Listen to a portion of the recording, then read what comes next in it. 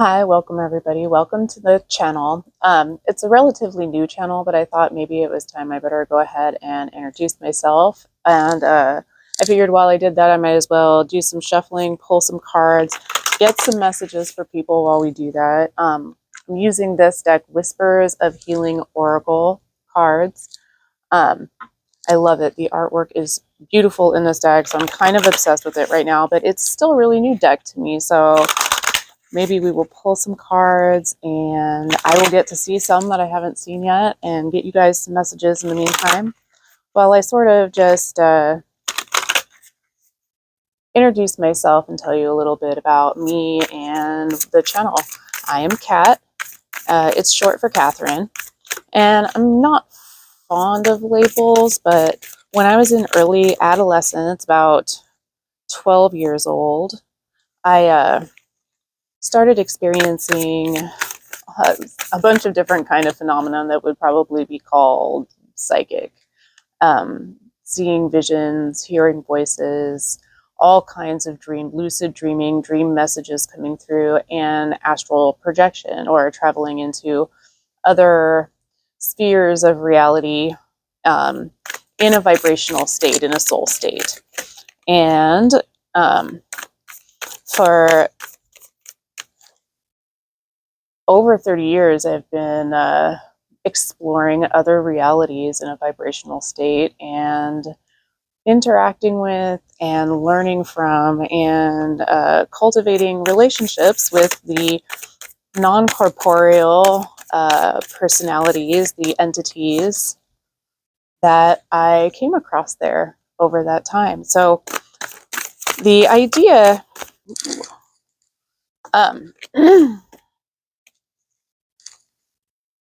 we've got hidden blessings.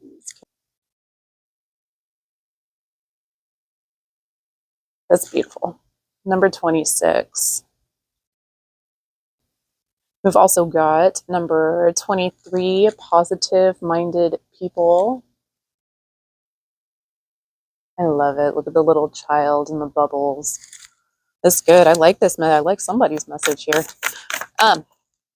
I thought it might be a good way to introduce myself to talk a little bit about astral projection and just give some basic beginning pointers for anybody who's wanting to give this a try for themselves, begin journeying outside of their physical frequency and start exploring some other frequencies. So I like this one too. Commit to happiness.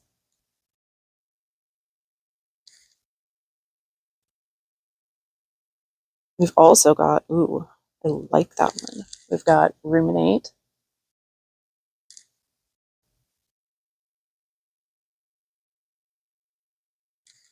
Love the artwork in this deck. Tip number 1 for astral projection, if you're wanting to explore other realities, is kind of a no-brainer, literally, because it is empty state meditation or void state meditation. And I know that it's not everybody's favorite. Somebody needs to hydrate. Or maybe somebody is a Pisces or a water sign. It's beautiful. Maybe I need to hydrate. It's my tea. I know it's nobody's or most people's least favorite kind of meditation because it is it can feel kind of boring and or challenging, especially at first if you're not used to it. But it really is sort of foundational to so many different skills and abilities. The physically focused human consciousness, you can think of it a little bit like a CB radio or a two-way radio. Most of the time, most people are got their finger on the button and they're broadcasting their own frequency all of the time. That stream of consciousness in your mind is constantly going for most people. You can think of practicing void state meditation as the developing the skill, the ability to take your finger off of the button and stop the broadcast in order to be able to receive a reply or incoming signals from the universe, from your guides, from inner self. And it's also kind of foundational for astral projection, or tuning your consciousness's frequency to other realities.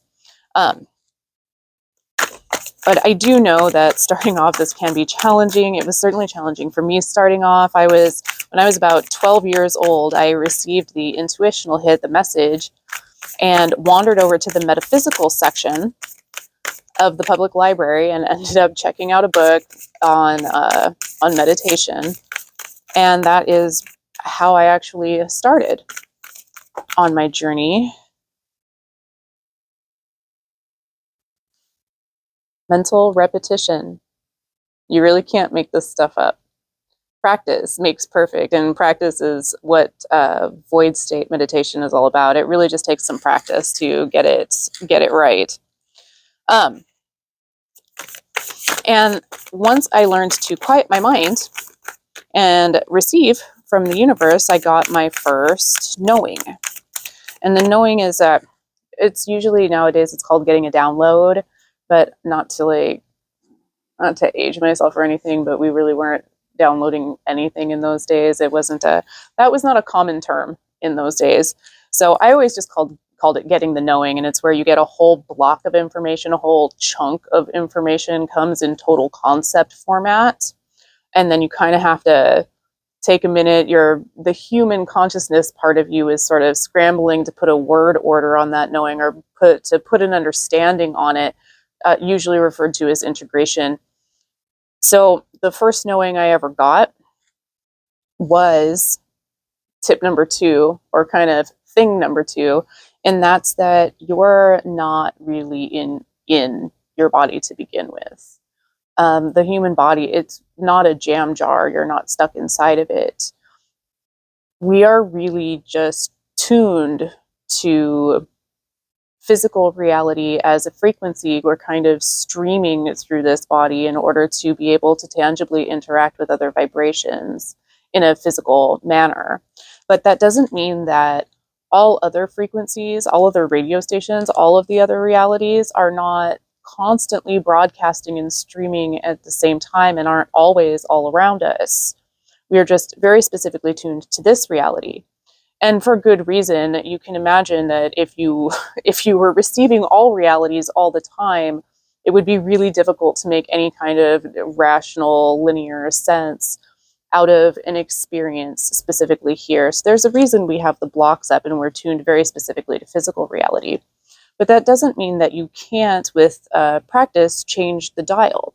It's just that a lot of people don't even realize that the dial is there. Integrating that knowing, really believing for yourself that you as a consciousness are already everywhere. You're not even really projecting yourself into other realities so much as you are tuning your dial into the frequency of a different reality. And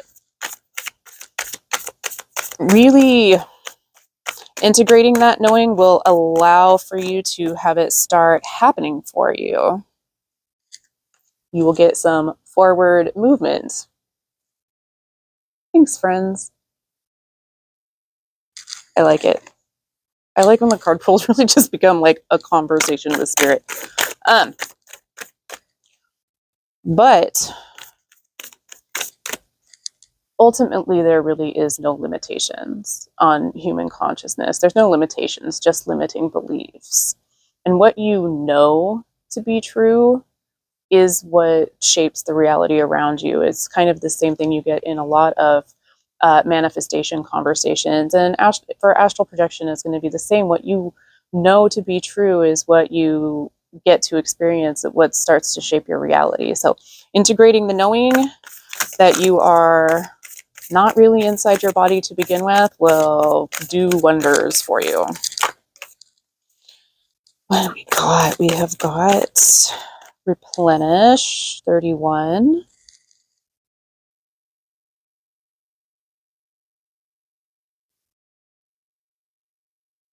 Somebody is definitely getting the call to rest, replenish, and recuperate at this time. Look at all of her dreams springing up all around her while she rests. Like that card, it sounds like a good idea to me, Spirit. Sounds like a good idea to me. The next tip, I can remember what it was. I had a script and then I stuck it somewhere because that's how scripted I like to be.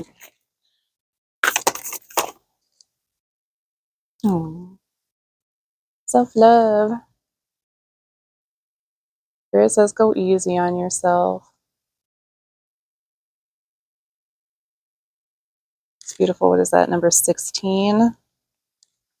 All right.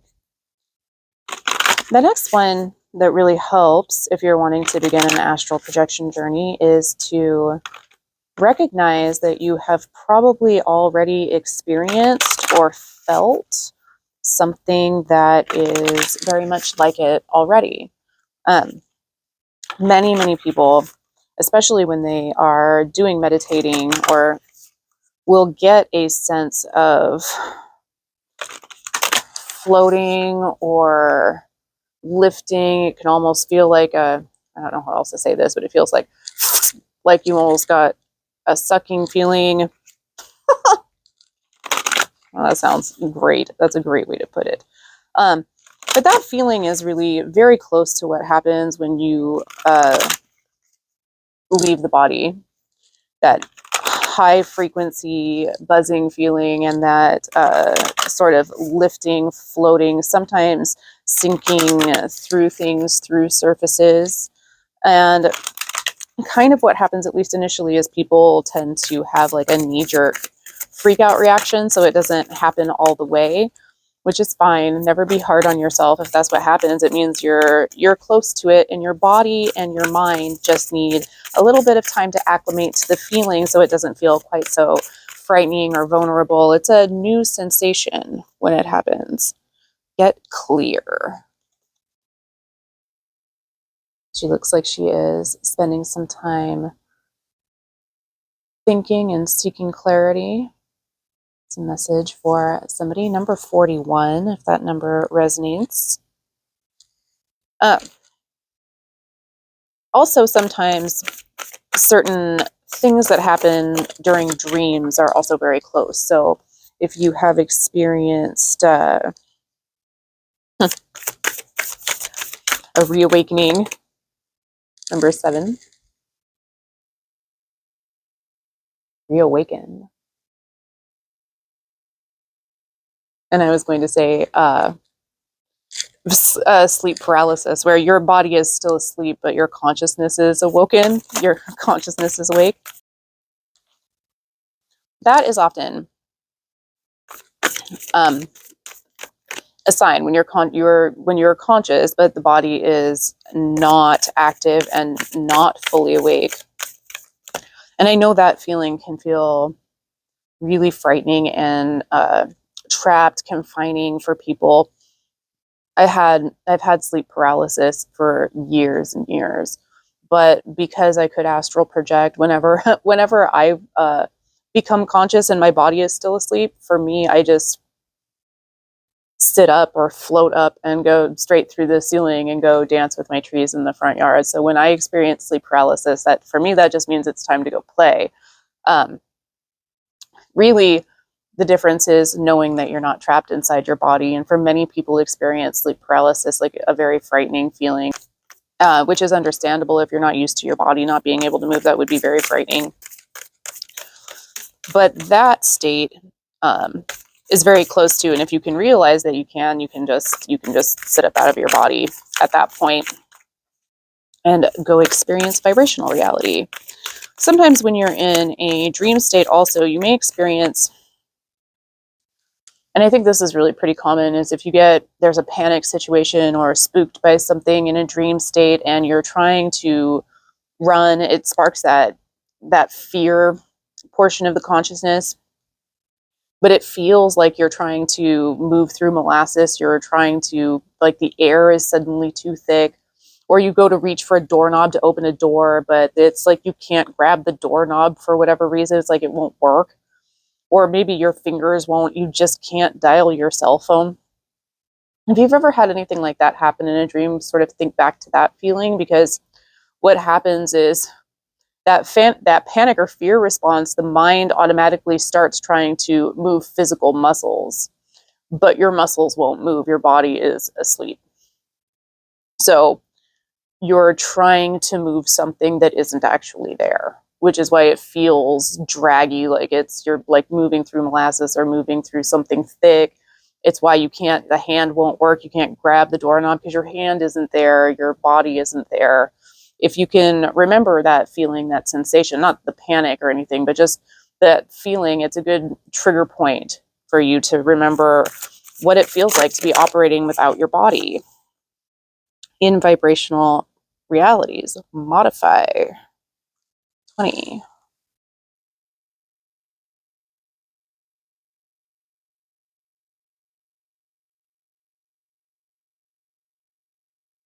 It's beautiful. We also have, that came out, number 19, Answers Within.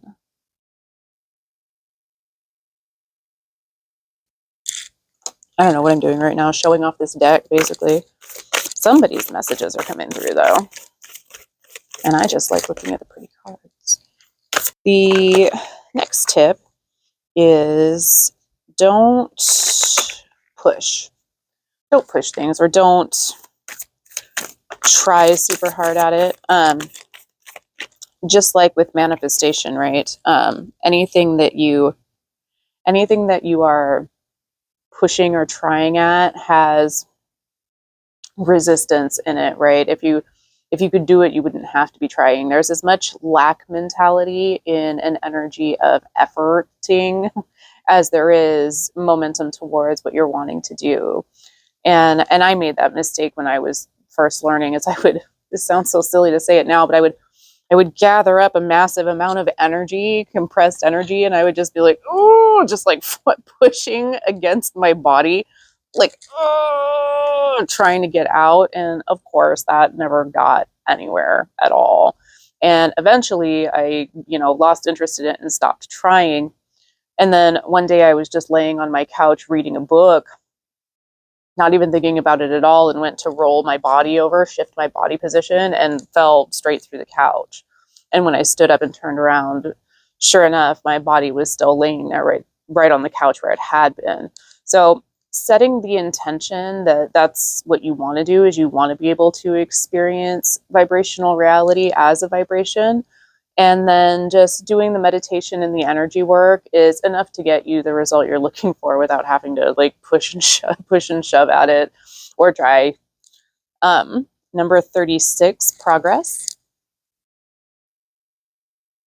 She's looking over her shoulder at the bottom of her wing, has got all of her memories, her life experiences that she's had so far.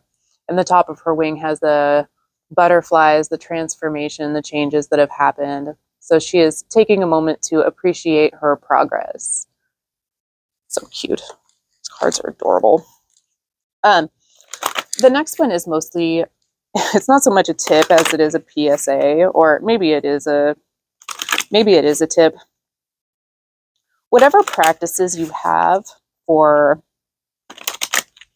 protection spells, if you wear a particular kind of crystal, or if you're used to envisioning yourself in a golden light, a protective energy, if you are used to just setting the intention that I'm going to have a good, beautiful experience, like spell work, whatever it is that makes you feel safe and protected and you can be assured of that, I would use those practices as you start doing meditations with the intent for astral projection. And it's not necessarily that I think there's any particular danger, but non-physical realities don't play by the same rules that physical reality does. It doesn't have physical reality's lag time, right?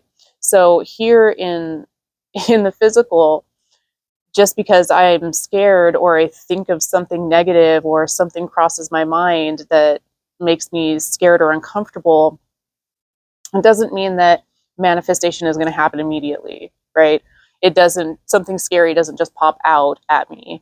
But vibrational realities, the response time, the manifestation response time is really a lot faster. So anything that you're carrying with you can manifest immediately right in front of you. It's how dreams are formed. You're manifesting the environment immediately. It's also why they're sort of skip around and they're non-linear, and it's a lot of times the time and space aspect doesn't make any sense, and that's because you're creating a reality based on the needs of your subconscious, and it's popping up immediately all around you. You don't actually have to travel anywhere because non-physical reality manifests immediately. So it's a good idea to, at the very least at first, make sure that you're putting some sort of whatever makes you feel the most safe and the most comfortable, whatever protective charms or protective spell work or crystals that you use to make sure that you feel safe and that you're most comfortable. Like I said, not because I think anything can actually cause you terrible harm, but just to make sure that it's a comfortable and safe feeling experience, just so that things don't pop up and surprise you. Whoop. Got control. Yeah. So that you have some control over what's happening. And she looks like she's flying away. She's about to go have her astral experience. I love it. Yes. Thank you, Spirit. It does. It gives you more control over the experience initially. I do intend, if you're interested in practicing and some of the skills for this, I do intend here in the next day or so to put out a guided meditation that is for practicing the void state skill, the skill for emptying the mind. I will put that out, as well as I've got one plan that is going to be for energy control. Listen to your body. That one. 27.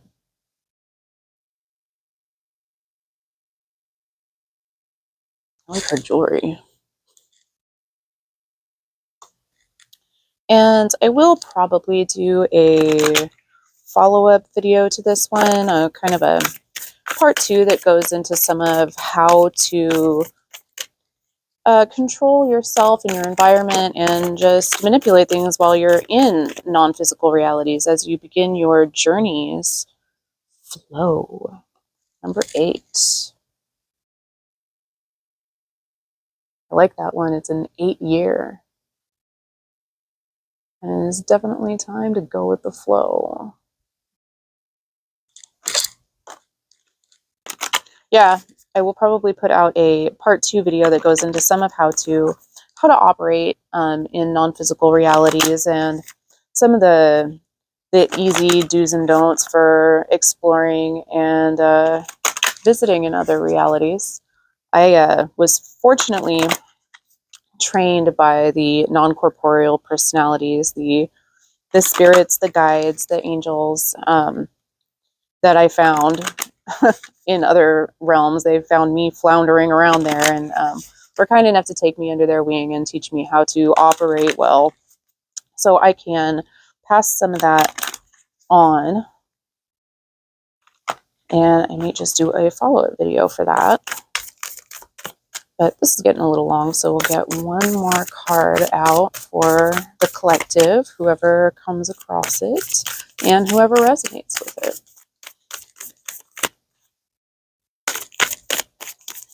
And if you have comments or questions, feel free to let me know. Well-being. I think that's a good message collectively for everyone.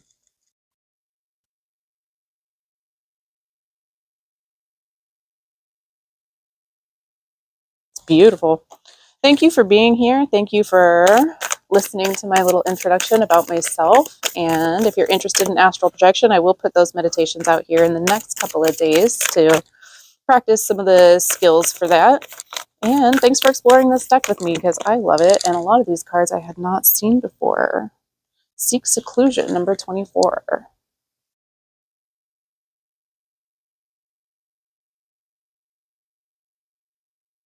And if you're interested, I'll put the name of it in the description box again. It is the Whispers of Healing deck. And yeah, feel free to check back with me. We're going to do more card readings, more meditations, and more videos on exploring spiritual realms. Thanks. Bye.